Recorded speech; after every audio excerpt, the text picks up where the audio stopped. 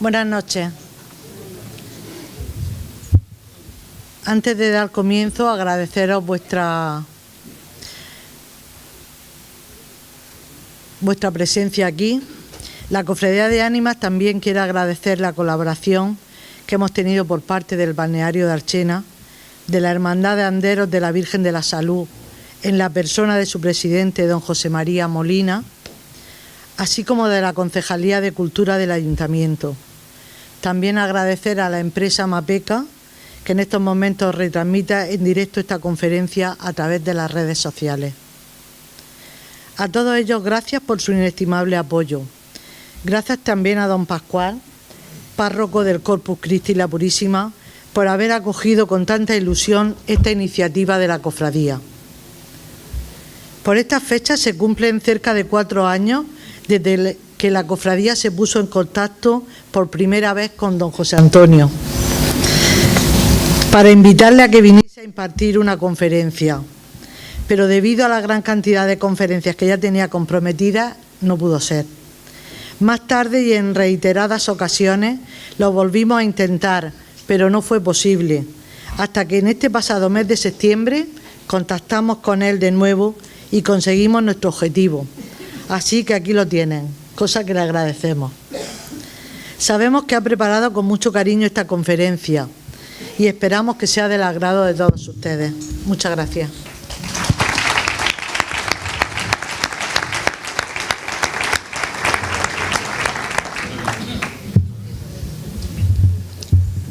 ¿Presento? ¿Lo presento? Bueno, pues dar la bienvenida también y agradecer a don José Antonio Fortea que esté aquí con nosotros esta tarde a iniciativa de la Cofradía del Cristo de las Ánimas, que cuando me lo propuso, pues digo, claro, pues adelante, ¿no? José Antonio Fortea, el padre Fortea, ya lo conocéis, supongo, muy popular en YouTube y en los medios de comunicación. Nació en Barbastro, España, en 1968. Es sacerdote, teólogo especializado en el campo pues relativo al demonio, al exorcismo, la posesión y el infierno, ¿no? En 1991 finalizó sus estudios de teología para el sacerdocio en la Universidad de Navarra. En 1998 se licenció en la especialidad de Historia de la Iglesia en la Facultad de Teología de Comillas y ese año defendió la tesis de licenciatura El exorcismo en la época actual, ¿no? ¿Verdad? Y en el 2015 se doctoró en el Ateneo Regina Apostolorum de Roma con la tesis Problemas teológicos de la práctica del exorcismo. Pertenece actualmente al presbiterio de la diócesis de Alcalá de Henares y ha escrito pues distintos títulos sobre ese tema que vamos a tratar aquí del demonio, pero su obra abarca otros campos también, no solamente este, ¿no?, sino también muchos más campos, y sus libros pues han sido publicados pues en 8 lenguas, creo, y está en 10 lenguas. Y los pueden también descargar en las páginas, ¿no?, en la página web. Bueno, pues que sea provechosa y espero que esto nos sirva también para conocer una realidad que está ahí, que muchas veces nuestra sociedad no quiere ver, que esa realidad del demonio,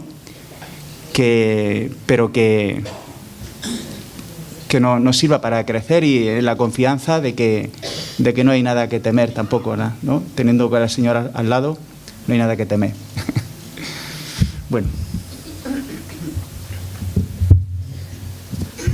Yo cierro este turno de intervenciones y simplemente para explicar 2 cuestiones que nos han parecido muy curiosas a la hora de preparar la conferencia. Cuando invitamos a la gente, mucha gente nos decía, no, yo a este tipo de cuestiones no voy porque esto me da miedo. Estáis locos, ¿cómo se os ocurre hacer una conferencia de esta temática, ¿no? Y la verdad que, como pueden ver, pues aquí no hay nada que dé miedo. Una simple cruz, que a los cristianos lógicamente no nos da miedo. Hay gente que actualmente sí que le da miedo. Un sacerdote con su sotana, 2 sacerdotes, uno con su sotana y poco más. También hay mucha gente que nos ha preguntado con quién se codea la Cofradía de Ánimas para poder traer a los diferentes personas importantes. Por ejemplo, trajimos al Padre Lorin, una persona importantísima en el estudio de la Sábana Santa. Trajimos también a María Vallejo Nájera y tras 4 años de intentonas pues hemos conseguido que don José Antonio Fortea pues nos visite. Claro, la gente te pregunta y es muy curioso, ¿no?, que te pregunten cómo os ponéis en contacto, y tantas veces nos lo han preguntado que a veces ya uno pues ya ha salido un poco. Pues, hombre, nosotros llamamos al Vaticano, ¿está el Papa? Sí, que se ponga. Le llamamos de Archena, Santidad, queremos que se pare el micrófono. Le llamamos de Archena y queremos que nos mande a don José Antonio Fortea. Eso está hecho, no preocuparos. Pues mucho más fácil que eso. Simplemente con un simple correo electrónico que le enviamos, y al día siguiente yo la verdad que no pensaba que iba a responder, pero lo respondió. Incluso al ver el remitente, que era el Padre Fortea, me puse un poco nervioso y dije, esto no puede ser. Y la verdad que fue una gran alegría que nos respondiera y que hoy esté aquí con nosotros. Y lo último, aclarar que otra de las cosas que nos pregunta la gente es ¿cuánto cobra? ¿Cuánto va a cobrar? Porque una personalidad de este tipo pues tiene que haber cobrado una millonada. Y la verdad que no es así. El Padre Fortea lleva a su término lo que dice el Evangelio: dad gratis lo que recibís gratis. Ha venido, ayer se desplazó desde Alcalá de Henares, como ha dicho don Pascual. Se desplazó desde Alcalá de Henares para estar hoy con nosotros. Estuvo ayer, hoy y estará mañana también. Y no nos ha cobrado nada. No nos ha cobrado nada. Me ha confesado que lleva un día maravilloso en el balneario, en el mejor balneario de España, que le han dado un premio hace pocas fechas, y nos alegramos de que esté como en su casa. Muchas gracias. Gracias por venir y poco más. Sí, termino añadiendo lo que ha dicho don Pascual de la larga bibliografía que tiene.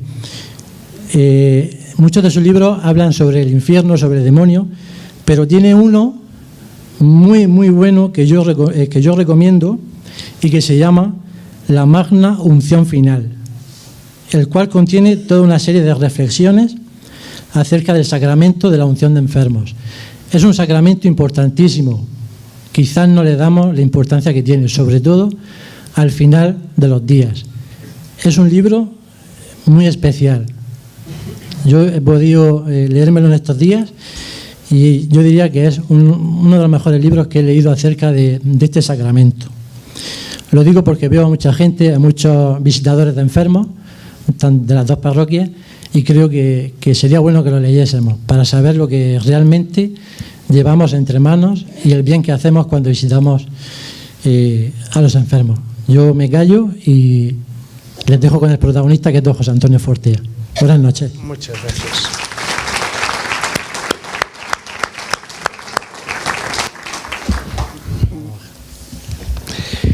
Pues voy a responder lo primero de todo.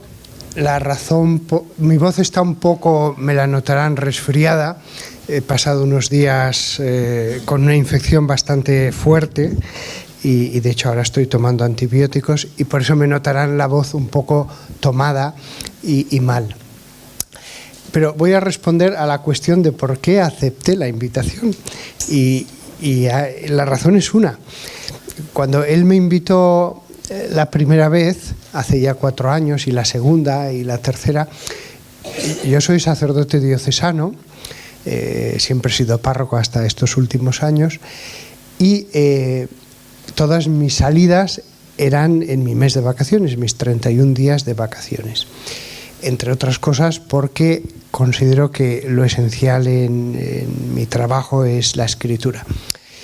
Y entonces, cuando él me llamó, no había forma humana de sacar un día más de mi agenda, y le dije, bueno, este año es imposible, vamos a ver al siguiente. Pero en el siguiente lo mismo. Lo que pasa es que desde hace un par de años dije, un momento, has viajado desde Canadá hasta Chile varias veces al año, te conoces, pero no conozco España. No conozco España nada de nada. Conozco mejor Pensilvania que buenas partes de este país. Y entonces, desde ese momento, cualquiera que me llamaba, oiga, ¿puede ver? Sí, voy a su pueblo. ¿Dónde dice que está? ¿En La Rioja? Pues allá voy. Y esa ha sido la razón por la que, con mucho agradecimiento, pues he aceptado el venir a este lugar tan bonito. Aunque he descubierto que lo mío no es el agua, no sé cómo la gente puede pasar tanto tiempo en el agua. A mí con esta mañana me ha sobrado ya para por lo menos un par de años. Bien, la conferencia, dada la hora que es, durará con preguntas, y ahora pongo ya el cronómetro, 1 hora y cuarto, que es lo que me han dicho, para que así puedan hacer sus planes cuando piensen en llegar a casa. 1 hora y cuarto desde este momento con las preguntas. ¿Por dónde podríamos enfocar esta conferencia? Que no me la he preparado porque he dicho, después de dar continuamente conferencias y escribir libros, esto va a ser hablar de lo que me salga del corazón sobre mi especialidad.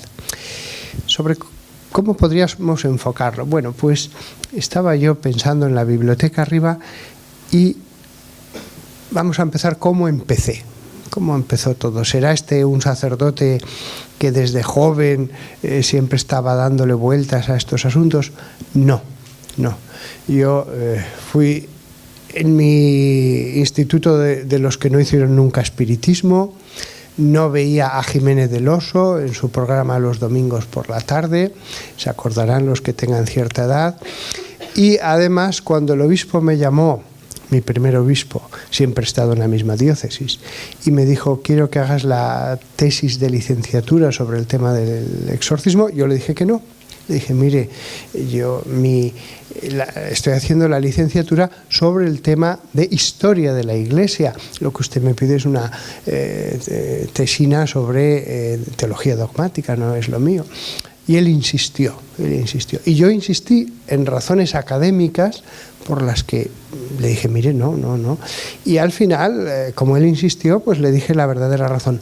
Mire, le voy a decir la más profunda razón. No me interesa hacer una tesis de un par de años sobre este tema. Y entonces él cogió el teléfono y me dijo, y tu director va a ser Martínez Camino. Yo no sabía en ese momento que mi vida iba a dar un giro. Porque incluso cuando yo acabé la tesis de licenciatura, que me duró mucho tiempo, no había nadie en España, tuve que viajar al extranjero a hablar con el padre Amorth y ver lo que hacía, y a Inglaterra y a Estados Unidos a hacerme un poco de idea de qué era aquello. Estamos hablando de una época en la que todavía no se habían traducido a España ni siquiera los libros del padre Amorth. Y entonces, pues al cabo de 2 años, viajes, etcétera, más que los libros en esa época, ahora sí que hay muy buena bibliografía, pues ya me había hecho una idea. Y yo, cuando acabé la tesina, pensé que volví a mi parroquia y esto iba a ser un episodio del pasado. Lo que sí que sentía era vocación a la escritura. Párroco, escritor, primero párroco. Pero he aquí que además había cuidado de no decir a nadie qué estaba haciendo.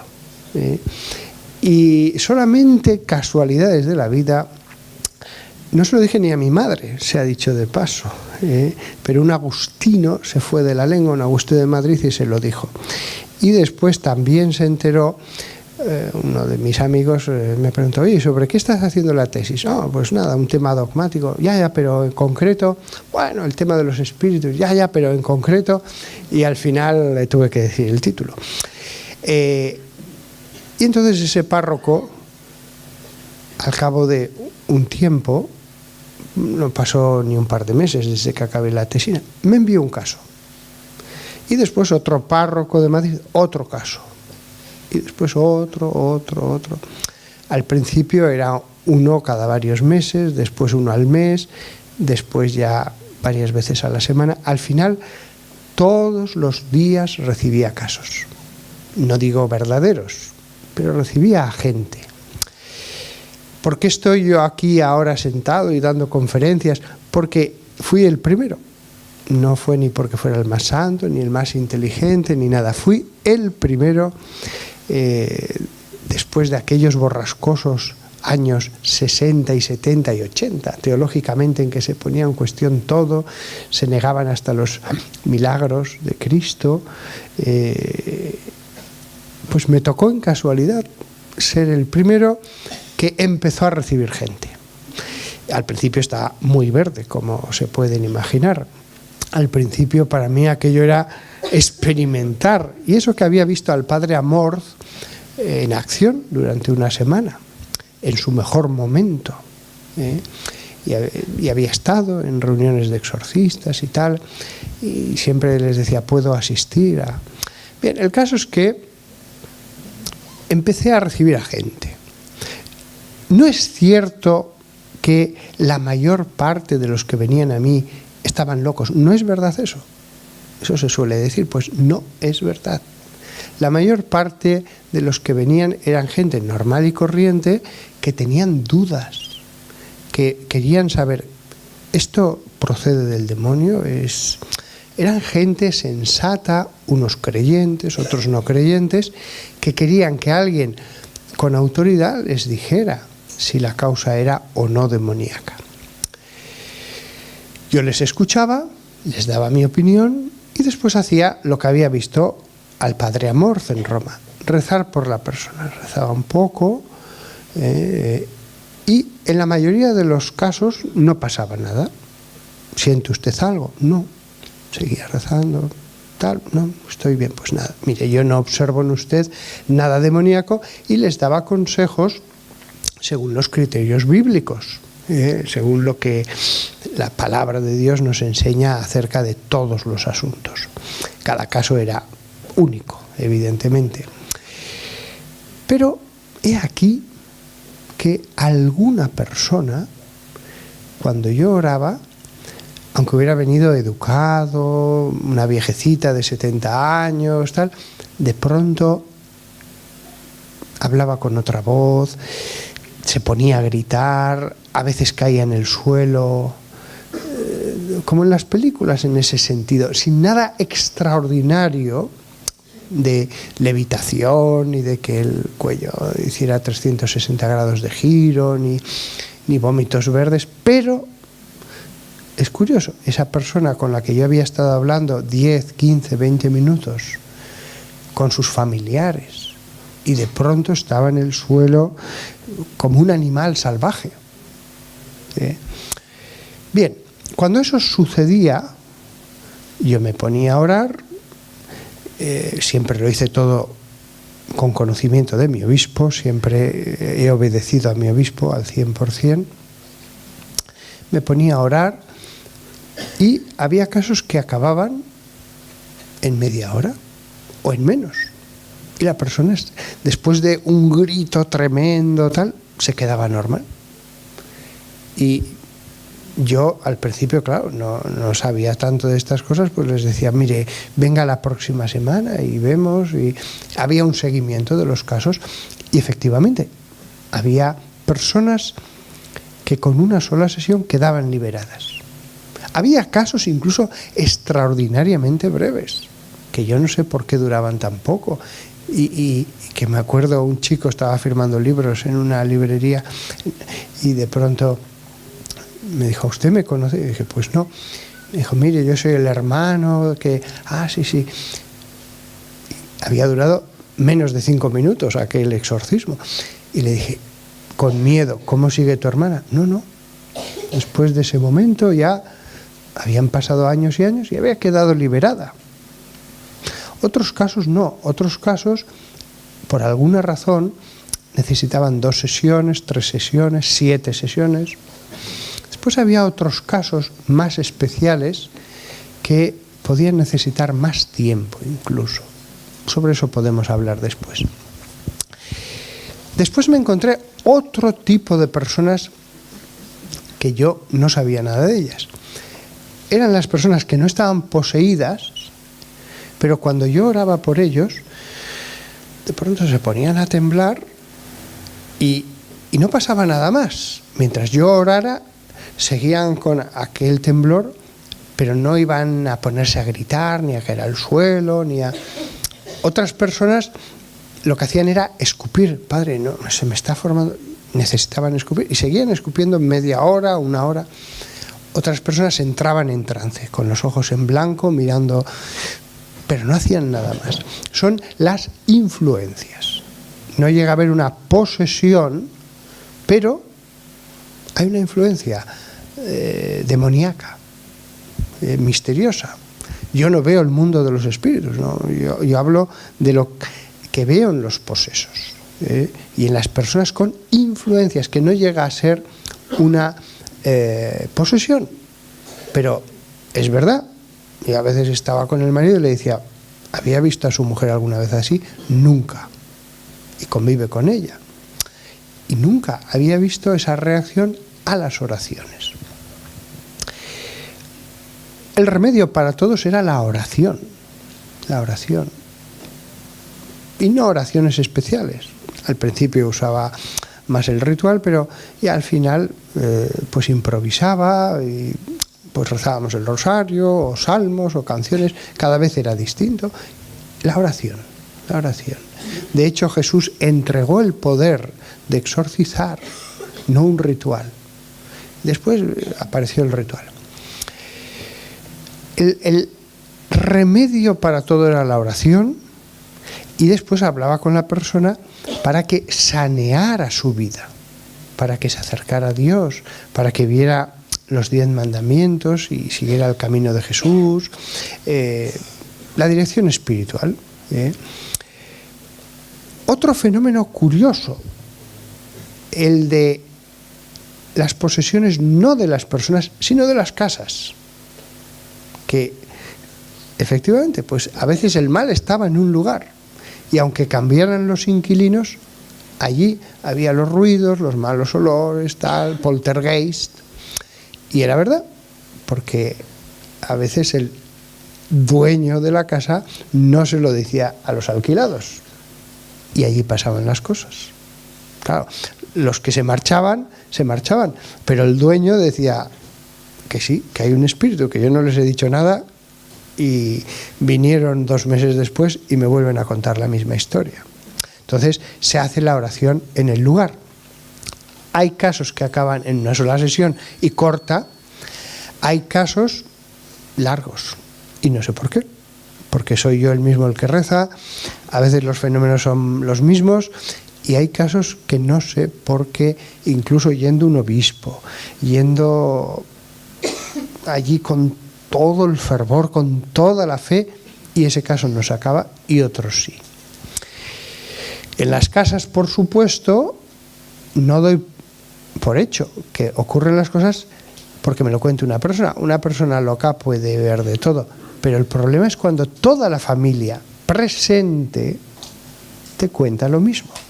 Entonces, eso ocurre allí. No se pueden volver locos todos a la vez. Y el último fenómeno que ocurre y que descubrí, nadie me había hablado de él, son los fantasmas. Yo era más bien escéptico de esas cosas, hasta que me encontré con casos en los que efectivamente conocía yo a esos catequistas y me dijeron, padre, los 2 vimos lo mismo en esa casa. Los fantasmas son las almas del purgatorio. Es decir, aunque uno se arrepienta, pida perdón a Dios, tendrá que purificar su alma. La mayor parte de las personas solo tienen pecados de debilidad, pues pecados de debilidad, sea de lujuria, sea de gula, sea de alcohol, pero no ha querido hacer daño a nadie. Pues el tiempo de purgatorio será breve. será breve porque Dios conoce la debilidad de los seres humanos. Si alguien hizo más mal, pues tendrá más tiempo. Pero lo que descubrí es que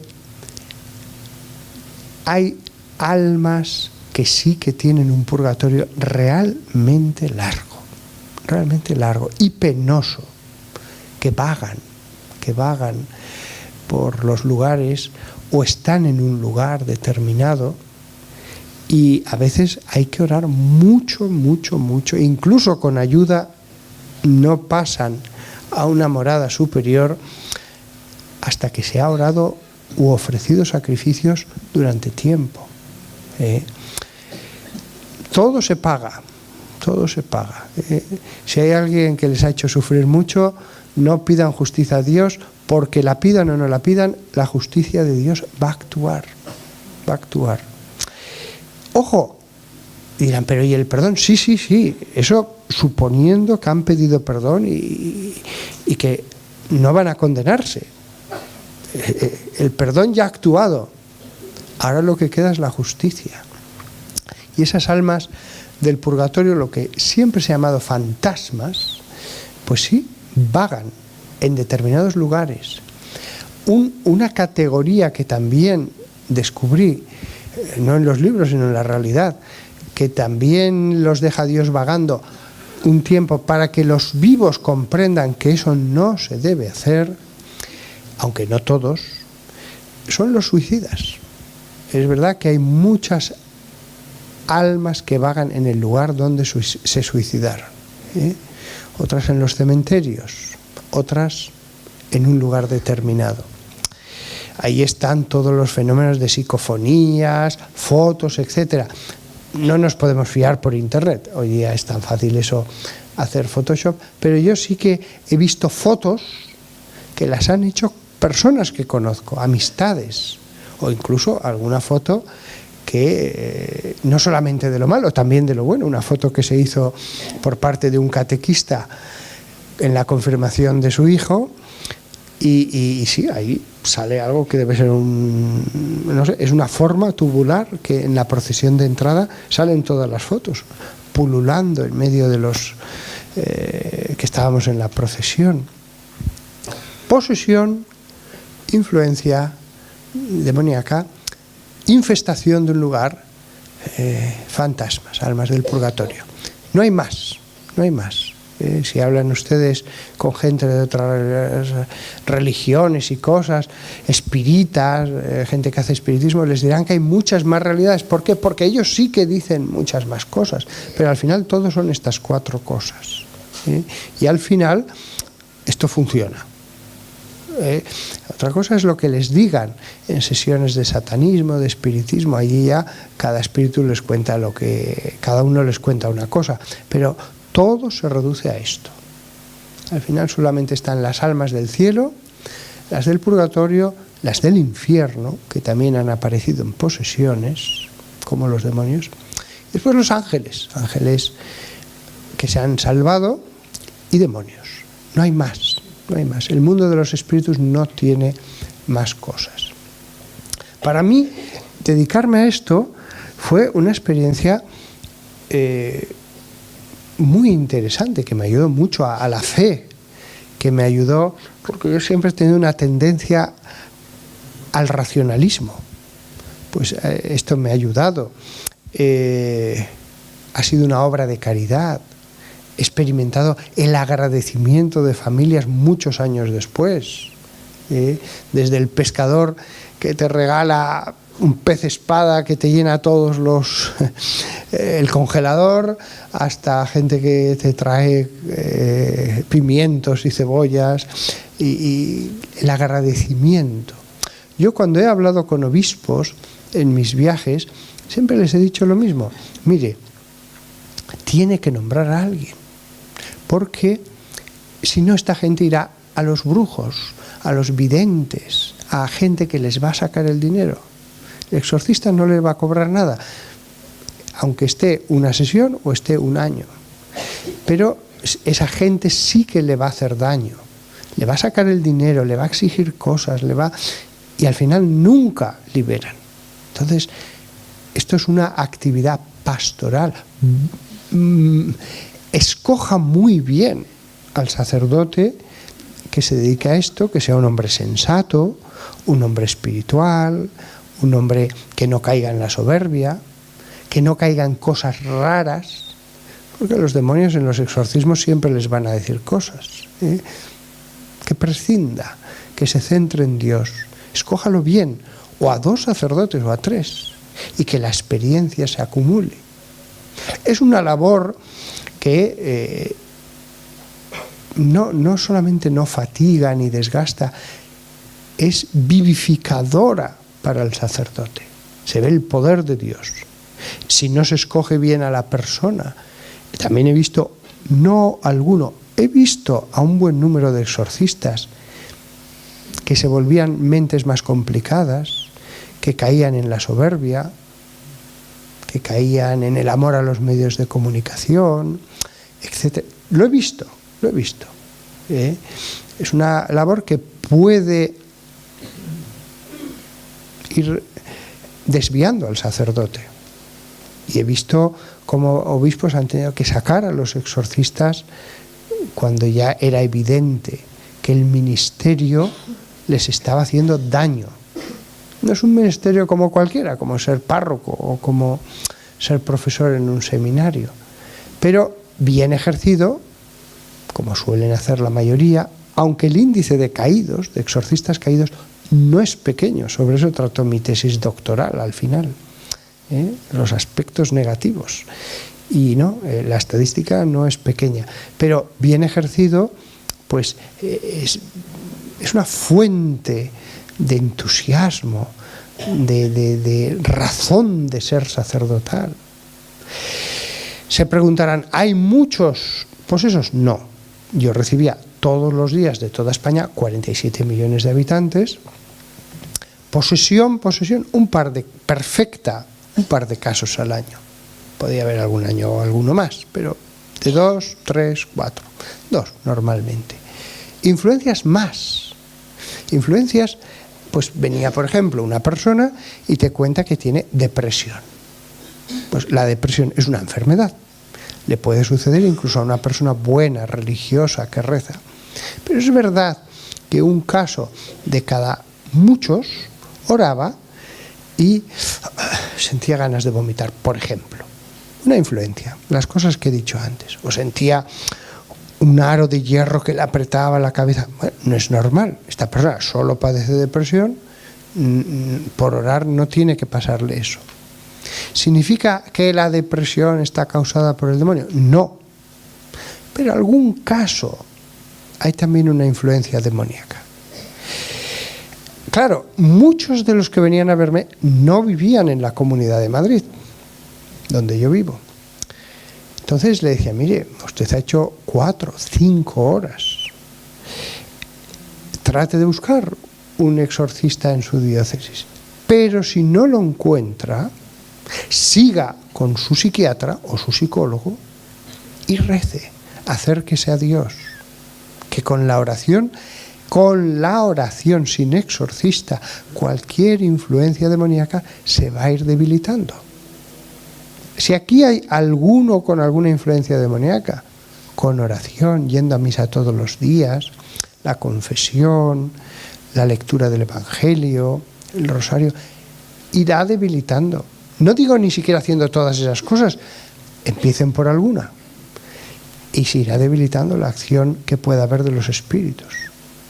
Sí, hay una acción más frecuente de lo que yo pensaba. También yo cuando empecé creía que me encontraría un caso o 2 verdaderos en toda la vida. Pero no. Una cosa son las teorías y otra cosa es que efectivamente el mundo espiritual está más relacionado de lo que yo pensaba. Normalmente solo tenemos tentaciones y algunos muy fuertes. Pero hay casos en que hay otras ramificaciones.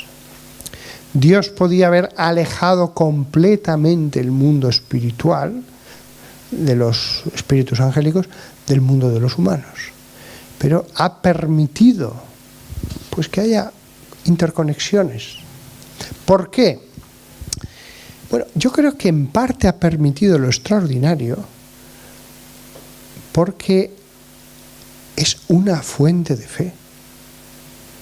Cuando yo oraba por estas personas, lo hacía con la familia. Entonces toda la familia salía robustecida en la fe. Le daba los consejos a la persona afectada, pero todos se beneficiaban. Y entonces digo, ¿y por qué permitir estas cosas? Bueno, los frutos son muy buenos.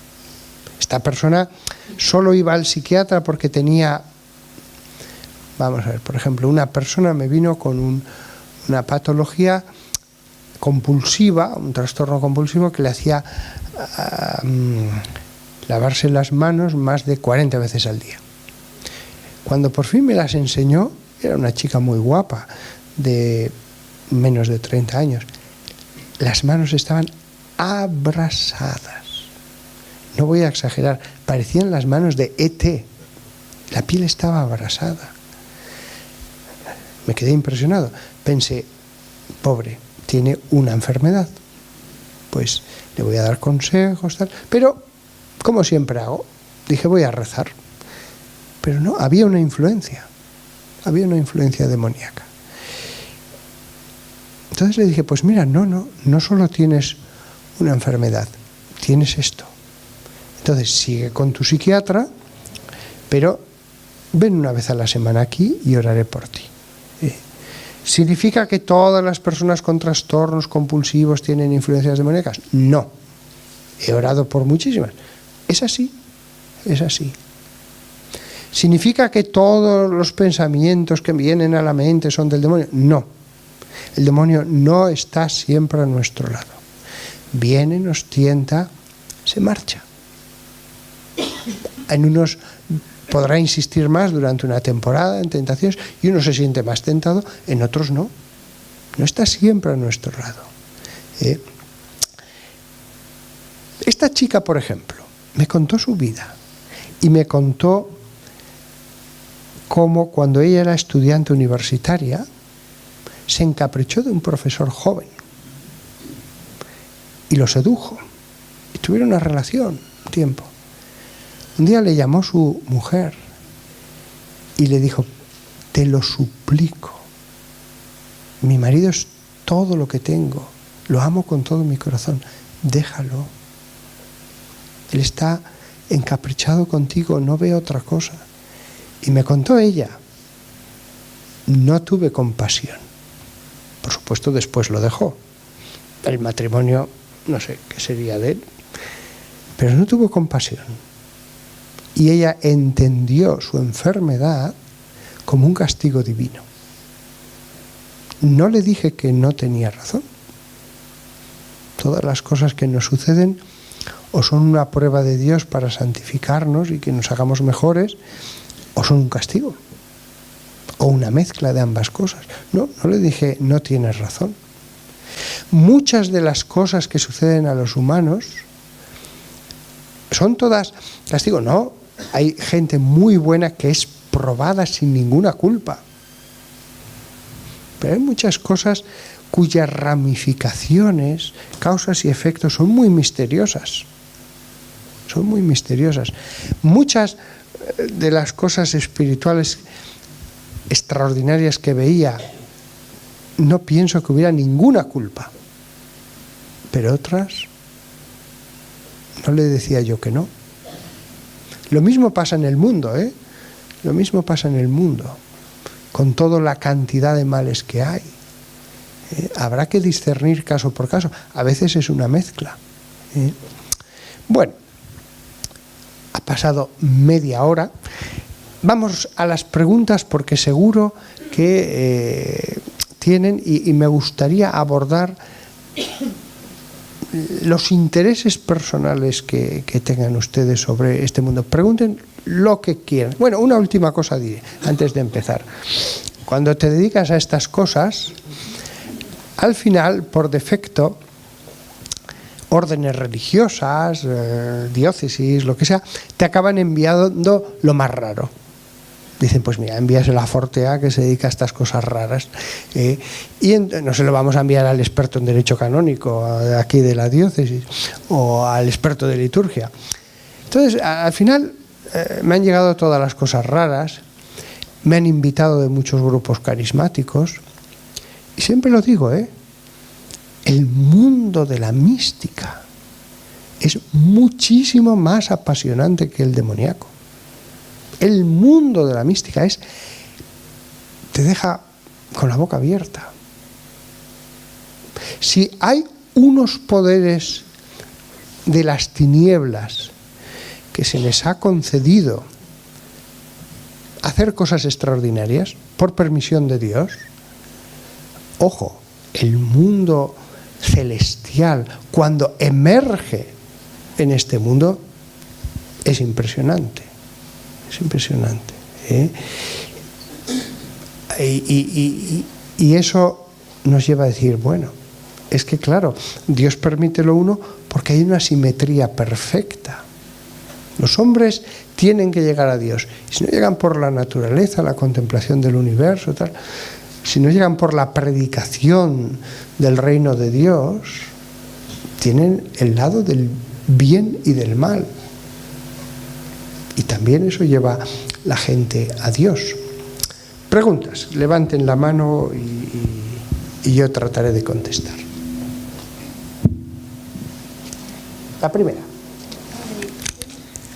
Pues sí, dale.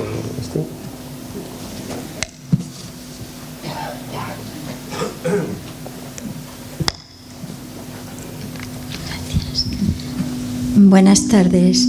Padre, yo le preguntaría sobre el mal de ojo. ¿Qué nos puede decir? Porque a mí me enseñaron un Viernes Santo a hacer una oración, porque al fin y al cabo se reza, son oraciones. Y desde entonces pues acuden a mí, pues por ejemplo, mi sobrina que tiene niños pequeños, a las amigas de mi sobrina. Entonces, con que ella me diga el nombre, pues yo rezo por esos niños, suelen ser niños pequeños, rezo por ellos y estando rezando, pues sí, porque ella me pregunta, Tita, mira a ver que está raro, no está normal, no está bien, tal. Y cuando no está bien, o sea, a mí me da un abrir de boca y un abrir de boca y rezo. Y conforme va pasando las horas, pues a mí se me deja de abrir la boca. Entonces es como que me da la sensación de que ya no tiene mal de ojo. Yo llamo a mi sobrina o lo que sea, yo no sé cómo llamarlo, pero... y entonces me dice, pues Tita, está tan tranquilo, ha dormido esta noche estupendamente. Por favor, padre, ¿nos podría hablar sobre este tema? Por supuesto que sí. Apague quizás el micro para que no se acople. Vamos a ver, hay dos aspectos en lo que usted ha dicho. Mi respuesta le va a gustar mucho, ya se lo digo de antemano por si piensa a ver qué me dice. No, le va a gustar. Pero hay dos aspectos. Primero, el tema del mal de ojo.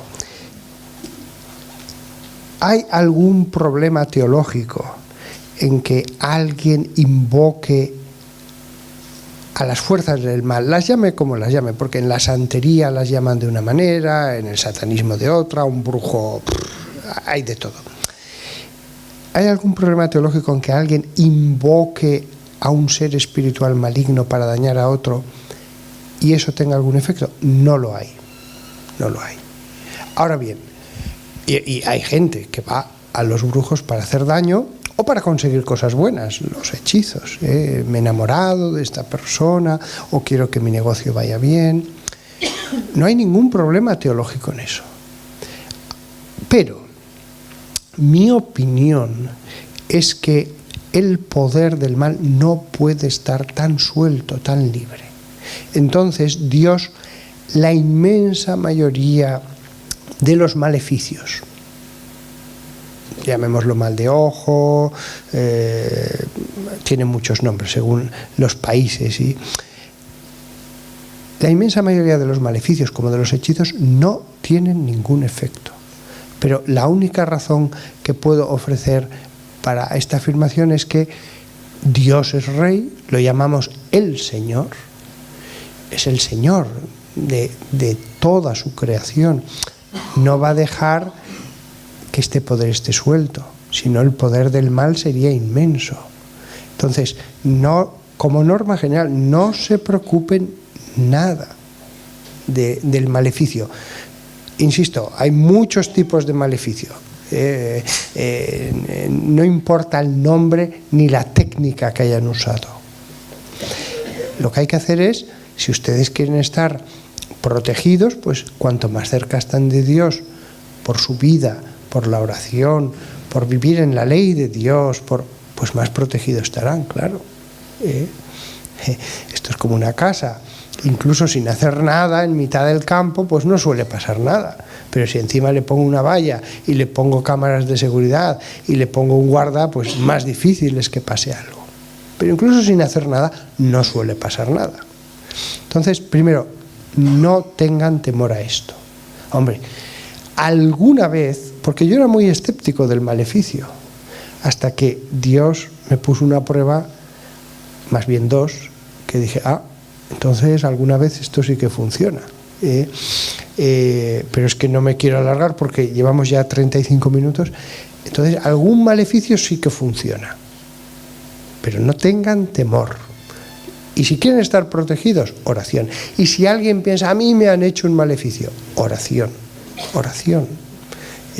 Lo primero, pedir perdón a Dios del pecado, confesarse, empezar una nueva vida. Pedid y se os dará. Pedid y se os dará. Vamos al segundo aspecto que usted decía. Me preguntan en muchos lugares por curanderos, etc. Yo, como norma general, como muchísimos curanderos, lo que hacen es, en el fondo, magia, pues digo, no vayáis. Pero yo sé que estoy haciendo una generalización. ¿Por qué? Porque sé que hay personas buenas que lo único que hacen es dar hierbas medicinales. Conozco a un señor que se dedicaba solo a eso y todo el mundo le llamaba el brujo, pero él era muy buen católico, iba de retiro espiritual, lo hizo con un compañero mío, él era muy religioso y aunque todo el mundo lo llamaba el brujo, en una ciudad muy grande, pero él nunca hacía otra cosa que dar hierbas medicinales. Y sabía mucho. Hay casos de personas que tienen un don. Esto es verdad. Pero no lo digo yo, lo dice la Biblia. En el libro de Números aparece, y la Biblia es muy reticente a estas cosas para que la gente no caiga en cosas malas, pero reconoce que Balaam, por ejemplo, no era judío y sin embargo tenía un don. No me voy a extender ahora sobre el caso de Balaam, lo tienen en mi libro Exorcística explicado. Todos mis libros los tienen gratis en Biblioteca Forteniana. Y me han costado mi tiempo escribirlos, pero los tengo gratis allí. Pues allí explico, si les interesa alguno, detalle a detalle, lo que dice la Biblia sobre ese personaje. No hay ninguna duda. Tenía un don. Y así se reconoce en el Nuevo Testamento en otros versículos que fugazmente aparecen en una epístola sobre él. Y no era perfecto, no era perfecto ni mucho menos. En la Capilla Sixtina tenemos allí en la parte superior a los profetas, pero aparecen también las sibilas, cumana, eritrea, etiópica, mujeres que los cristianos consideraron que aunque eran paganas, tuvieron un don. Entonces, yo siempre desaconsejo ir a curanderos porque la inmensa mayoría lo mezclan con magia, lo mezclan con, y ahora con nueva era y más cosas. No se debe ir, pero sé que es una generalización. hay personas que no hacen nada malo, que lo único que hacen es orar a Dios y que tienen un don. Yo, el caso de esta señora, no la conozco. El discernimiento de ella tendría que ser su párroco, con tiempo, etcétera. No digo perfecto, no. Pero lo que usted ha dicho es verdad.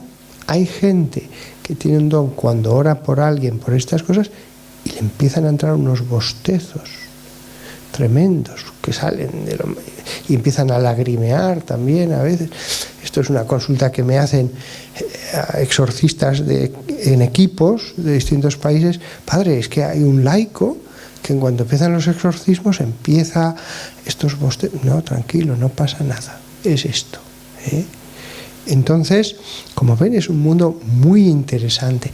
Y porque es muy interesante y fascinante, incluso la persona que a veces tiene un don de nacimiento, no ha hecho nada por tenerlo, fascinado, queriendo aumentarlo, empieza a leer, empieza a ir a otras personas y lo impurifica. Y dice, pues a ver si leyendo el tarot sé más, a ver si tal. Por eso al final hay que decir, mira, no vayáis. Pero he conocido casos en que el mismo párroco decía, no, esta persona es de confianza. Por citar el último ejemplo, un señor era pastor en Navarra y como le dijo a un sacerdote que yo conozco, mire, yo cuidaba ovejas, se murió mi hijo y recibí el poder ver las enfermedades en el iris. Y este señor te miraba y te decía las enfermedades que tenía. Mi padre siempre fue un hombre nada religioso, estas cosas todavía menos, pero cuando ya se vio muy enfermo, pues decidió hacer cientos de kilómetros para ver a este señor, que un amigo, muy amigo, le había dicho, tienes que verlo. Le miró a mi padre, no le hacía preguntas, él no hacía preguntas. Y le dijo, usted tiene cáncer de páncreas, no hay nada que hacer, está extendido por varios órganos. Era verdad. Lo acababan de descubrir un mes antes. Con un montón de pruebas, hablo de los años 80, principio de los 80. Un montón de pruebas. Este señor le miró y se lo dijo al segundo. Entonces sí, hay cosas misteriosas, hay cosas misteriosas. Siguiente pregunta.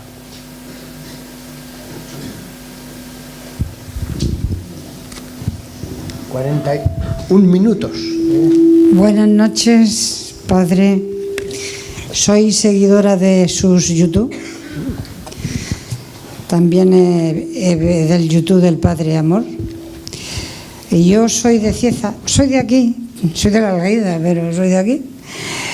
Pero me han dicho que yo ya estoy viviendo allí en los Quicos catecumenales, me han hecho varias preguntas que le haga. Como usted se hace tan así, pues yo le voy a decir solamente dos que más me interesan. Los enfermos de patología muy grave, que muchas veces yo, que soy visitadora de enfermos del hospital, he llevado agua exorcitada o aceite bendecido, les he echado y entonces su recuperación ha sido increíble. Muchas veces me pregunto si ahí no está el enemigo haciéndole sufrir a esa persona. Esa es una pregunta. Contesto la primera y me hace la segunda, aunque voy a intentar ser breve para que pueda haber más preguntas. Me preguntan a veces, oiga, ¿y si exorcizáramos a un asesino que ha salido con la ametralladora en Estados Unidos y ha matado allí a todo el vecindario? ¿Qué pasaría? Pues sí, hay casos en que a lo mejor sí, no lo sé. Habría que ir caso por caso. Entonces le digo lo mismo, hay que ir caso por caso. Pero es verdad, después de ya lo que tengo de vida dedicado a estas cosas, que lo esencial, y usted que es neocatecumenal lo entenderá perfectamente porque ustedes insisten mucho en eso, lo esencial es la predicación del reino. Es la predicación del reino. O sea, si logramos que las enseñanzas de Jesús se tornen vida en esa persona, va a mejorar. Va a mejorar. Cualquier enfermo mental, si se convierte a Cristo y cambia su vida, todos mejoran, todos. Mucha gente que venía a mí, de toda la gente que venía a mí, siempre había un tanto por ciento, pequeño, ya he dicho que no eran la mayoría, de personas con enfermedades mentales. Entonces yo al principio, durante años, le decía, mire, lo siento mucho, esto no es mi especialidad, tiene usted que ir a un psicólogo, en otros casos tiene que ir a un psiquiatra.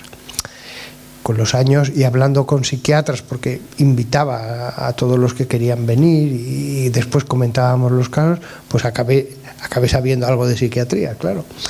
Sobre todo cuando invitas a varios y entre ellos están discutiendo toda la comida el caso. Entonces, ya pues les decía, mire, usted tiene esta patología, esto tiene que ir al psiquiatra, no vaya a un psicólogo, necesita medicación, tal. Durante años hacía eso.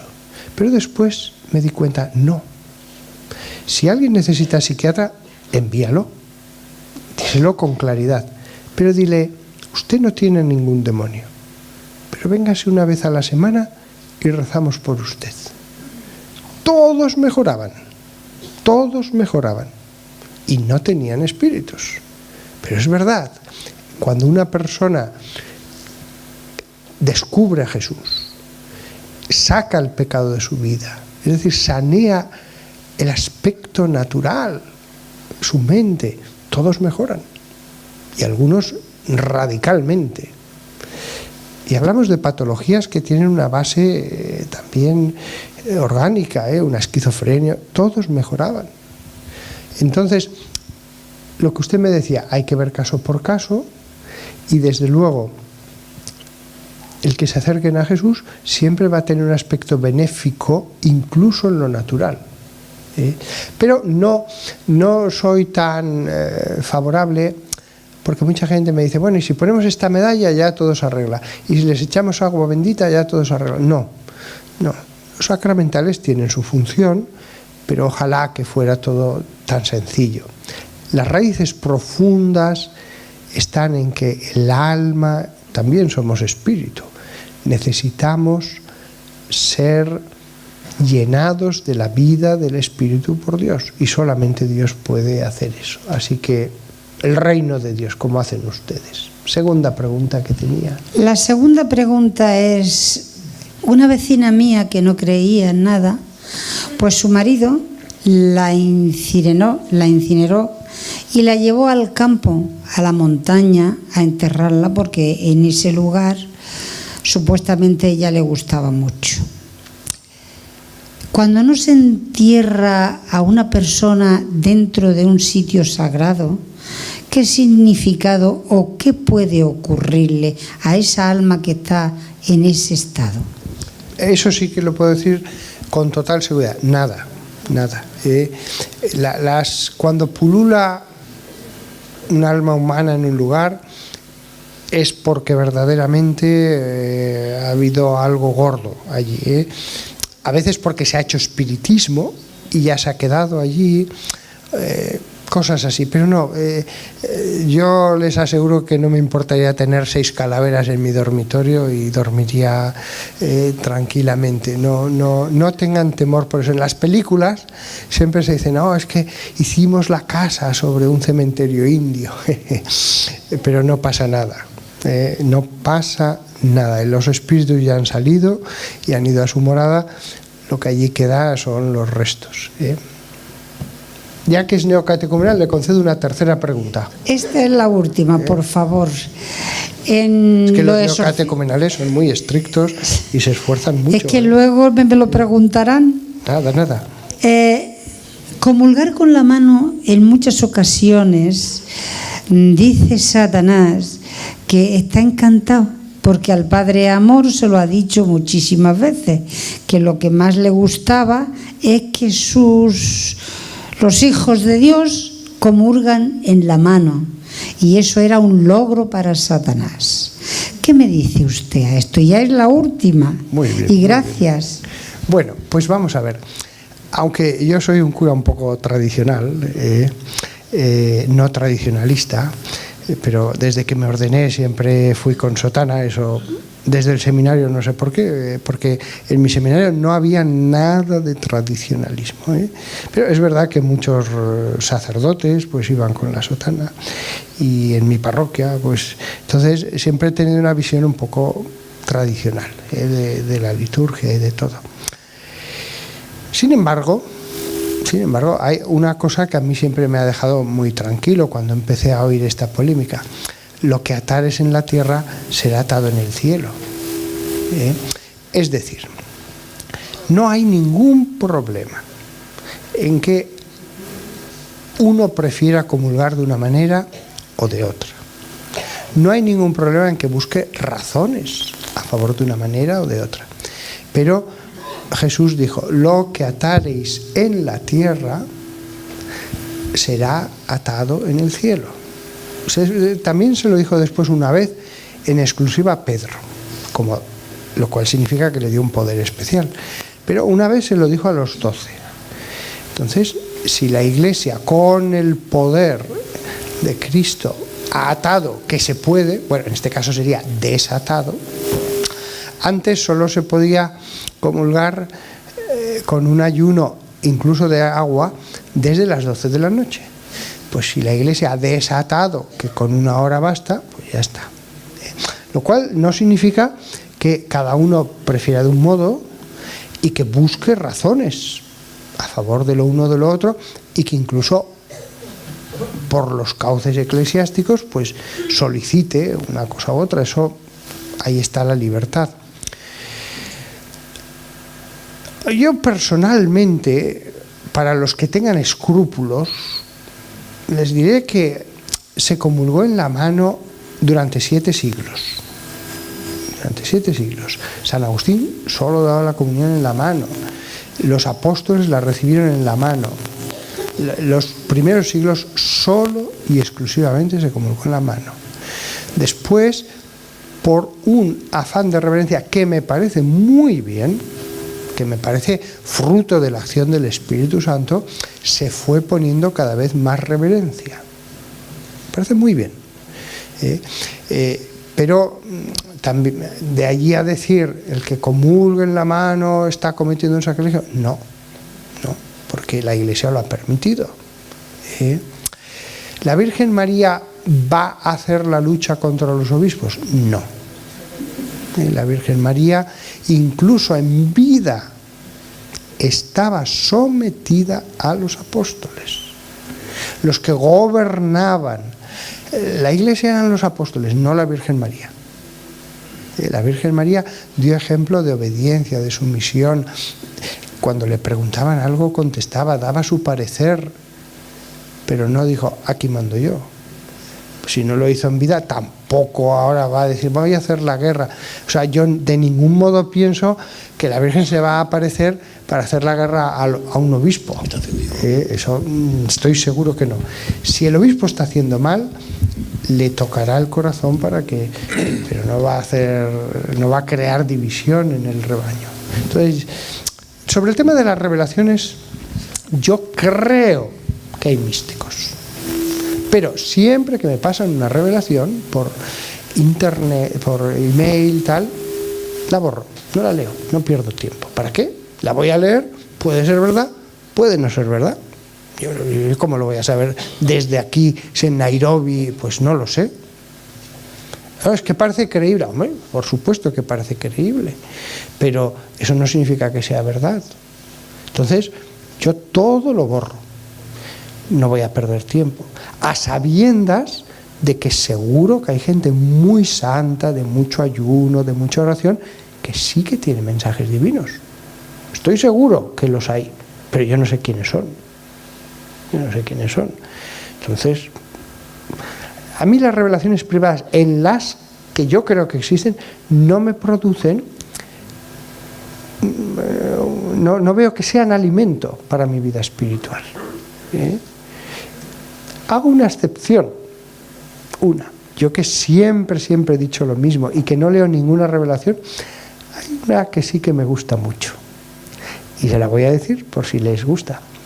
Son los escritos de una mujer que vivió durante la Segunda Guerra Mundial y que es María Valtorta. Valtorta con V, lo tienen en internet.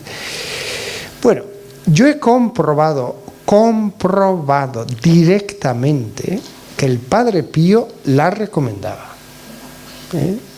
Y hay un beato, el Beato Alegra, profesor de Sagrada Escritura, que era fan de María Valtorta y es beato, lo beatificó Juan Pablo II. María Valtorta, la única cosa que hizo fue, paralítica en su cama, sin libros, fue decirle a su confesor: Padre, estoy viendo la vida de Jesús.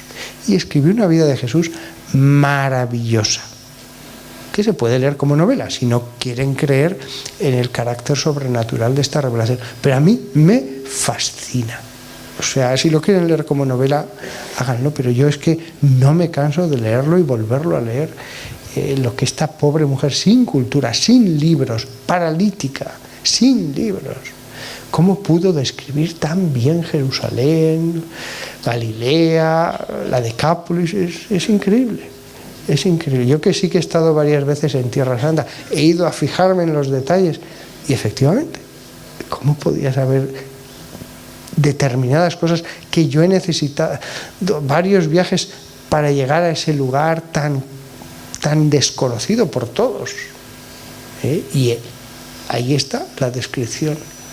Incluso me acuerdo que tuvo esta señora una visión de los mártires romanos en la cárcel mamertina y leí la descripción que hace, y al día siguiente fui a visitar la cárcel mamertina y la guía era excepcional, se sabía todo.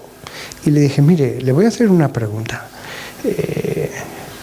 Yo estuve ayer, yo siempre he sido muy fan de la cultura clásica y como leo latín, pues he leído mucho. Y yo siempre he sabido que Mamertina y Tulliano, el Tullianum, es sinónimo. Y además ayer, antes de venir aquí, estuve leyendo artículos especializados y todos lo ponen como sinónimo, como un personaje de esta mujer. Le dije, le voy a decir la verdad, leí una revelación, ¿cómo dice el personaje: mañana me llevan al Tulliano? Si todos sabemos que desde la secundaria que estudiábamos latín que son sinónimos.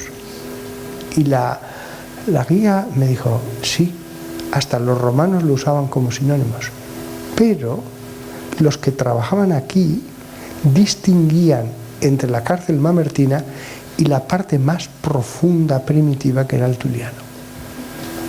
Me quedé con la boca abierta, claro. Me quedé con la boca abierta. Además de que la descripción era la que aparece en ese texto y ella nunca había estado en Roma. Son cosas que podría seguir y dices: wow, esto es para quitarse el sombrero. Es para ni un solo error. Bueno, les he hecho este excursus porque soy tan entusiasta de esta mujer. Siguiente pregunta. Permiso. Perdón, el que tenga el sí. Me llamo Domingo y soy de la parroquia de San Pablo de Abraham. Conozco un caso de un joven de 20 años que estuvo en un viaje en Mallorca y puso una tienda en un sitio que era un cementerio. Y no se dio cuenta porque el cementerio había pinos y estaba ya, que era antiguo. Y entonces encontró ahí una losa de uno de los muertos, ¿no?, que estaba ahí su nombre puesto, y él, como broma, puso el suyo. Puso el suyo al lado del otro. Y yo, algunas veces, eso hace ya un puñado de tiempo, pero yo creo que esa persona, algunas veces, porque me lo ha dicho, sé que a lo mejor ha molestado al muerto, porque es que no sabemos si era el cementerio, si era católico o no era católico. Y dice que algunas veces piensa que a lo mejor molesta a ese espíritu o no lo ha molestado, o que pasa algo o no pasa algo. ¿Qué le digo? Dígale que simplemente se arrepienta de esa falta de respeto hacia el ser humano que estaba allí y ya está. Que se arrepienta de corazón, que pida perdón a Dios y al difunto, y que le diga al difunto que donde esté, ya estará en el cielo lo más seguro, pues que le ayude, porque podemos hablar a los difuntos. Yo no les escucho, pero les hablo a mis abuelos, a mis bisabuelos, a mi padre, les pido que me ayuden, a los conocidos que conocí en vida y que son, la alegría que les da, ¡ay! Se acuerda de mí. Ya le he dicho, Señor, si alguno estuviera en el infierno, envías estas oraciones a otro que esté en el cielo. Pero no hace falta decírselo. Dios ya sabe que cuando hago esto, lo hago contando que estén en el cielo o en el purgatorio, que también no está prohibido que pedir a las almas del purgatorio.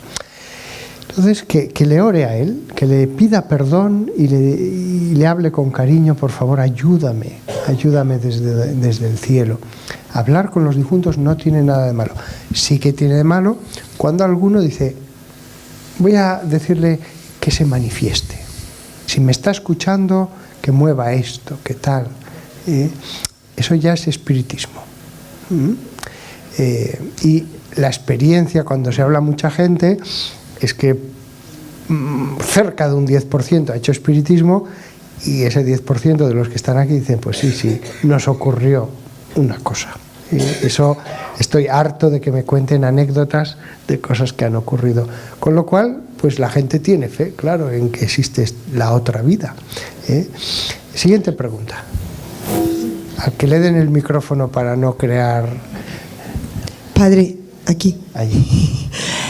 Solamente dos comentarios. Uno es, ¿qué piensa usted? Porque conozco muchísimos sacerdotes que el mundo, pues este mundo no lo aceptan, de hecho lo ridiculizan y tal. Eso por un lado. Y creo que eso hace mucho mal a la Iglesia. Antes de que continúe con la pregunta, una explicación. Es verdad que en los años 70 y 80, en algunos seminarios, pobrecillos, lo que se les explicaba es, mira, lo importante es el amor. Tú ama y ya está.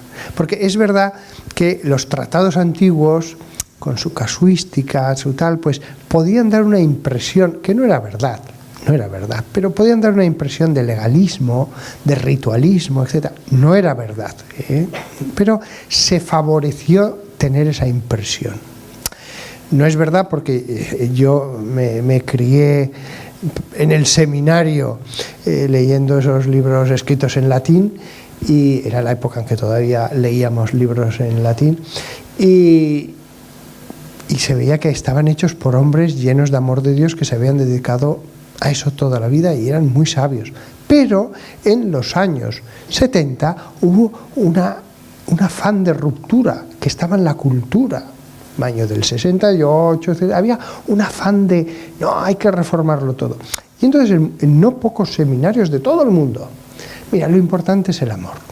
Lo importante es el amor y olvídate de esto. Y entonces es verdad lo que aparece en la Biblia. No, hombre, no, esto son ropajes míticos. Y los milagros de Jesús, no, esto fue después, la comunidad. De ahí que haya habido después tantos problemas sexuales. Si esos sacerdotes, los más radicales, no rezaban, no se confesaban, ¿no tal? Pues claro, ¿qué va a pasar? La corrupción, y un tanto por ciento de ellos incluso caían en perversiones. O sea, lo que hoy día ha golpeado las noticias era lógico. Y ojo, por eso en algunos países tantos casos y en otros apenas no. España apenas ha tenido ningún caso, apenas. O en Grecia, o en Portugal, pero en otros lugares uno dice, ¿pero por qué? Pues es por esto. Entonces, a esos sacerdotes cuando se les iba con estas historias, eso es de antes, ¿no? Y eso ya pasó. Aquel radicalismo, ya no hay seminarios así, y los mismos curas que fueron enseñados así han evolucionado. Yo lo sé porque soy amigo de alguno de ellos, criado en el progresismo más extremo. Y ya no es así. Pero queda un pozo, causa y efecto. Estas ondas no han desaparecido. Entonces hay que ser comprensivos. Continúe, por favor. Bueno, y ya la segunda cuestión es, a ver, los docentes cada vez somos más conscientes, por lo menos algunos, de la intromisión de cierta ideología en los centros educativos, de las cuales pues hay bastante ignorancia. Pero hoy he recibido un mensaje y me interesaba mucho y he procurado confirmar si era cierto o no. Y es que se va a realizar una conferencia satanista en la Universidad Complutense de Madrid. Quería saber cuál era su opinión respecto a esto. Bueno, pues cuando me lo comunicó la primera persona diciéndome va a haber una misa satánica, vamos a organizar algo, yo le dije no, mira, son 4 gatos, no les hagáis propaganda, son 4 gatos, si empezáis se va a llenar. Lo que pasa es que después he visto el plan de actos, madre mía, son un montón de actos, de conferencias, de tal. Aún así yo sigo pensando que lo mejor es no hacerles la propaganda y mira, los que van pues van y se acabó. Pero claro, el día de Halloween pues yo me vino a visitar la familia, comimos juntos y desde el restaurante que estaba en la Plaza Cervantes, no era Madrid, es Alcalá de Henares, era la noche de Halloween. Claro, no sé, este año les dio por disfrazarse de demonios, pero con sus rabos, sus cuernos y todo. Claro, los niños, los mayores, era el más. Decía, aquí la ciudad está toda llena de gente disfrazada de demonios. Es anecdótico, pero es verdad que claramente se está evolucionando a cosas cada vez más perversas. Y cada vez más la idea, no, en el fondo Satán no es como lo ha pintado la Iglesia Católica. En el fondo es Lucifer, el que lleva la luz. Entonces, cada vez más se están creando versiones más aceptables de adoración a este personaje con la excusa de que no es lo que dice la Iglesia Católica. Hoy por hoy esto es muy incipiente.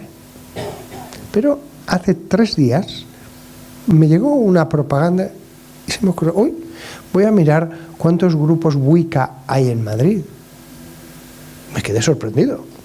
La Wicca está muy extendida en Estados Unidos, son grupos de brujas. Pero así, brujas, así se llaman a sí mismas. Pues sí, en Madrid también hay grupos estables. Entonces, es verdad que esto sigue siendo algo anecdótico, pero está creciendo.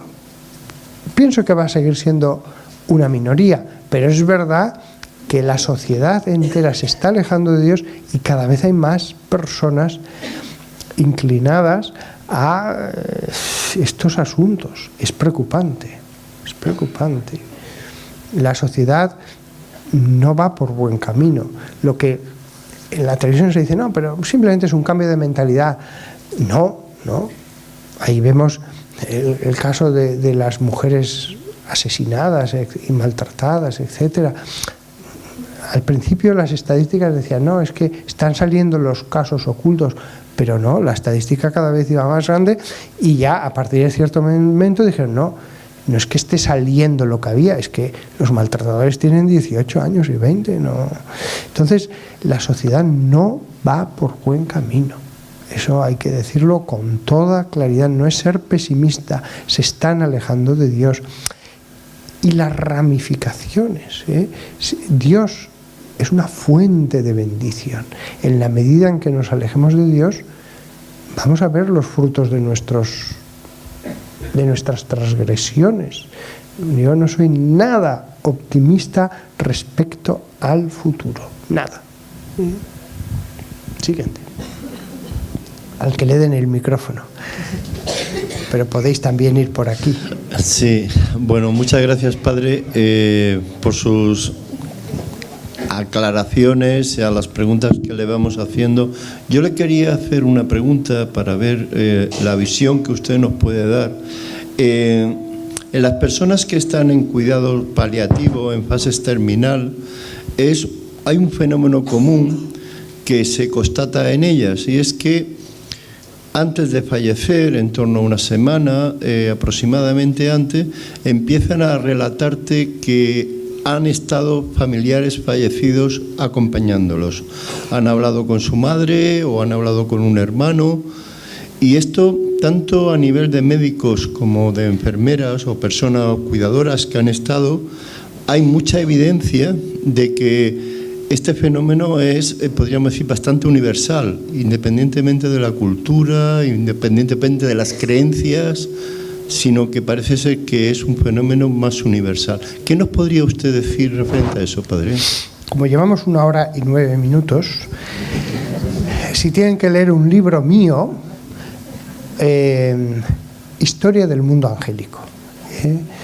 Tiene una segunda parte que es mejor, las corrientes que riegan los cielos, pero Historia del mundo angélico creo que es el mejor que pueden leer. Y después el segundo es más complicado y mejor, en mi opinión. Bueno, vamos a ver. Yo estoy de capellán en un hospital que tiene casi 400 enfermos ingresados, y como me enteré de que alguien ha tenido una parada cardiorrespiratoria, en cuanto ya puedo hablar le pregunto: ¿ha visto algo? A todos, por sistema, ¿ha visto algo? La experiencia mía es que la mitad suelen ver algo, pero algunos muy poca cosa.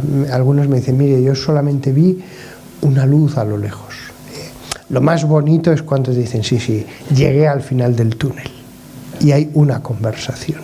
Pero casi siempre lo que les suelen decir es: no ha llegado tu hora. Con lo cual a unos les dan a elegir si se quieren quedar. A una señora del hospital le dijeron: mira, si quieres puedes quedarte, pero tus hijas te necesitan, y si vuelves vas a sufrir mucho. Y ella miró a sus hijas, dijo: vale, vuelvo.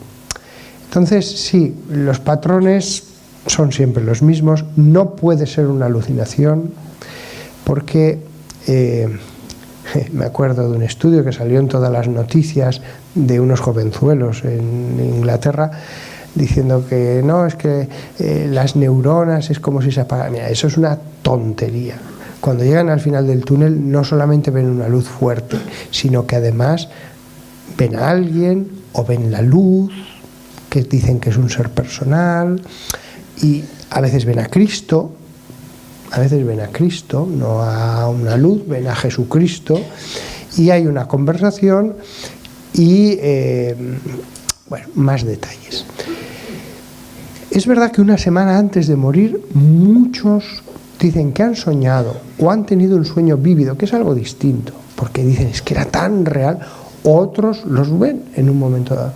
Algún familiar que les dicen: tranquilo, pronto estarás con nosotros, cosas así. Bueno, ¿por qué no puede ser una alucinación? Perdón. Porque cuando uno tiene una alucinación, la mente humana va a fabricar lo que sea. Langostas gigantes, la KGB que te persigue, lo que sea. No puede ser que siempre sea lo mismo. Y lo de la luz que se va, no, y he escuchado la explicación de esos jóvenes, no concuerda. Por lo que sea, habían oído un par de cosas, hicieron toda su teoría basándose en eso, pero no concuerda con todo el proceso de que la vida pasa delante de los ojos, después. En el hospital pregunto eso, y después me he encontrado ya, sobre todo la última vez, con que no es normal, pero a veces hay almas del purgatorio. No es normal, en los hospitales no se suelen quedar, pero alguna vez sí. Y la última vez fue muy comentada, porque había ya 4 enfermeras que habían visto lo mismo. Y desde luego una, cuando lo dijo, y yo estaba en la reunión de enfermeras, si lo decía ella, todas las enfermeras decían: es seguro, porque es una mujer. Como la enfermera de alguien voló sobre el nido del cuco, pues es así. O sea, si ella dice que ha visto un alma, es que ahí hay un alma. Entonces, pues sí, el que no quiera ver el mundo espiritual, hay un montón de manifestaciones del mundo espiritual, de lo bueno y de lo malo, de las almas y de lo místico, de todo. Hace falta ponerse el dogmatismo materialista del siglo XIX para negar todo eso. Pero es precioso en los hospitales. Y los que damos la unción de los enfermos, pues es verdad, nunca sabemos cuándo ha sido la medicina la que lo ha sacado adelante y cuándo el sacramento. Pero alguna vez sí, alguna vez, la última, me acuerdo, era una familia ortodoxa, pues yo le llevaba visitando una semana, y yo les dije, mire, yo le puedo dar la unción de los enfermos si ustedes quieren. Bueno, ya le avisaremos. Y al final, después de una semana, dijeron, bueno, mire, lo hemos pensado, désela. Pues nada, yo se lo di, asistieron allí. La mujer estaba ya en las últimas. Bueno, se murió unos días, una semana después de la unción, pero es verdad, en los 5 días siguientes la mujer revivió como Dios diciendo, quiero que tengáis fe. Revivió de un modo increíble. Pero además no solamente eso, llevaba demenciada ya mucho tiempo, recuperó el ejercicio de su mente, el uso de su mente de un modo increíble. Me hablaba y yo le hablaba y me entendía, una mujer muy sencilla, increíble. Toda la familia estaba sobrecogida, pero la hija y la siguiente generación y el yerno de la hija y todos, esa familia, todos creían en la unción de los enfermos, todos, porque es verdad, habíamos visto un proceso irreversible ya que no admitía más que calmantes y de pronto revivió. Y digo una última anécdota porque es 1:15 y yo siempre soy muy fiel a todo esto de los horarios. Una vez contaba en una parroquia de Estados Unidos, en la cena, pues estábamos hablando después de la conferencia y les dije, pues sí, suelen decir, no ha llegado tu hora. Y entonces pues vuelven porque no ha llegado tu hora, aunque el corazón esté parado y no haya respiración. Ojo, que alguna vez alguno, no es que se quedó sin respiración un minuto, es que ha pasado que lo han llevado del depósito de cadáveres, en España. Hay un cierto número en la literatura comprobado, que estaba muerto como un bacalao seco. Porque el tema de los fenómenos catatónicos, de la catalepsia y tal, no. Los que hemos visto morir, los que vemos morir continuamente a la gente, es verdad que se hacen varias pruebas para saber que uno está muerto, pero hay una cosa que está clara, o respira o no respira. No es que digamos, bueno, pero hay una respiración muy débil que no notamos, se muere. Su saturación en sangre de oxígeno no le permite... O respira o no respira. Puede haber una respiración que la he visto cada minuto y tremenda. O hay muchos tipos de respiración en la fase final, pero no hay término medio. Como deje de respirar, se muere. Pues bien, ha habido casos que han estado sin respirar mucho tiempo y han vuelto después a la vida. ¿Qué pasa en ti? ¿Ah? O sea, está hablando de eso, mi deber y mi corazón, es decir, yo he visto la luz y la voz de Jesús vuelve con esto. Fantástico. Pues la anécdota que iba a contar, siempre les decía en esa cena, pues sí, les dicen, no ha llegado tu hora, lo cual es muy bonito, porque nadie se muere antes de la hora. Es precioso. Y entonces una chica joven, y esto acabo, dijo, sí, es verdad, porque mi abuelo todas las noches rezaba a Santa Brígida que le avisara una semana antes de morir para prepararse. Y entonces, aunque estaba perfectamente de salud, una mañana nos dijo, dentro de una semana me voy a morir. Y todos, bueno, qué cosas se te meten en la cabeza, qué cosas dices, pero ya se lo esperaba. Nada, dejó que hablaran. Pero una semana después estaba muerto. Para mí esto es precioso, porque significa que la hora de la muerte, no importa si es en accidente de tráfico, en mitad de una guerra, en un barco que se hunde, está fijada. y por lo tanto hay que estar tranquilos. Hay que poner los medios, claro, hay que poner los medios, pero está fijada y eso a mí me da una tranquilidad total y absoluta, porque veo como gente muy fuerte, sana, y va a morir en 3 días, y gente que dices, pero si se lleva muriendo ya desde hace 6 años, pero va a vivir otros 10 más y va a enterrar a varios de sus descendientes. Esto también lo he visto. Estamos en las manos de Dios, y lo que les he dicho, que les ayuda a tener optimismo, la alegría de vivir, el ver que no hay solo materia, que hay un Dios creador que nos espera y que nos ha puesto un tiempo de prueba aquí en este mundo. Bueno, pues hasta la próxima.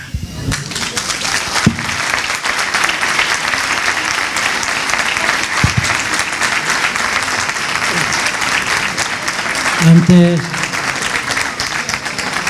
dos cuestiones muy breves antes de terminar. Yo les animo que si quieren ampliar todo lo que han oído y han aprendido esta noche, pueden hacerlo entrando al canal de YouTube, que ya se ha comentado por aquí, del Padre Fortea, que tiene más de 60.000 seguidores.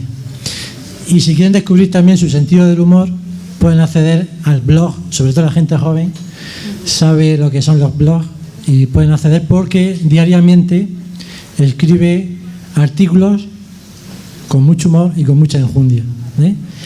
Y a cabo va a subir la presidenta de la cofradía a hacerle un pequeño obsequio al Padre Fortea.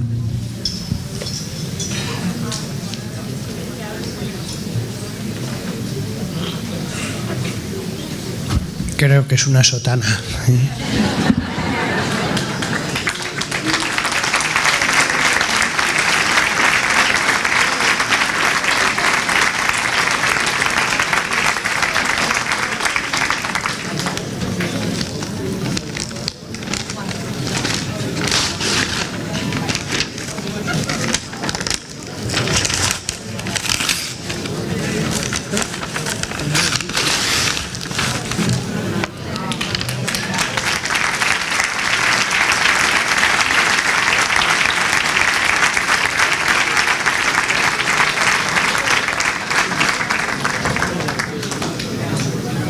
Gracias a todos.